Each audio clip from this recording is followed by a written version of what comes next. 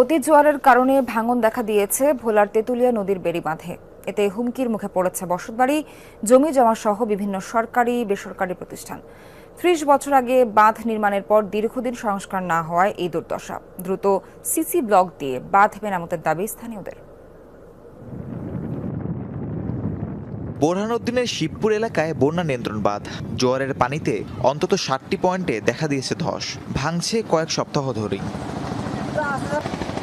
এতে তেঁতুলিয়া পাড়ের শিবপুর, সাঁচরা, দেওয়া ও বদনপুর এলাকায় অর্ধ লক্ষাধিক মানুষ দুশ্চিন্তায় পড়েছেন। ঘরবাড়ি ও জমিজমা হারানোর শঙ্কায় তারা। এই বেরি হওয়ার পর আমরা মোটামুটি একটু নিরাপদে ছিলাম। এখন আবার এই বেরি ভাঙতেছে, ফাট লইছে। এখন ভাঙা যায় আমরা বিপদে পড়ে যাবো। কিনাকাটা করে বাড়ি করছি, জমি আবার বেরি আবার ফাট লইছে। বেরিটা ভেঙে যায় তাহলে আমাদের যে এখানে কয়েকটা ইউনিয়ন আছে, বিশেষ করে দেউলা এবং শাসরা, এখানে ৫০ থেকে ৬০ হাজার মানুষ এবং ফসলি জমি, পাশাপাশি অনেক প্রতিষ্ঠান আছে, ওগুলো ধ্বংস হয়ে যাবে। স্থানীয়দের অভিযোগ, প্রায় ২৭ বছরের পুরনো বাঁধটি দীর্ঘদিন সংস্কার হয়নি, তাই দ্রুত টেকসই মেরামতের দাবি তাদের।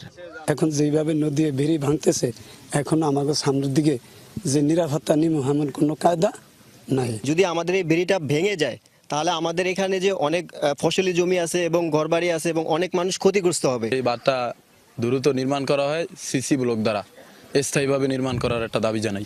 বাঁধে ভাঙনের বিষয়ে জানেন পানি উন্নয়ন বোর্ডের কর্মকর্তারাও। দ্রুত ব্যবস্থা নেওয়ার আশ্বাস দিলেন নির্বাহী প্রকৌশলী।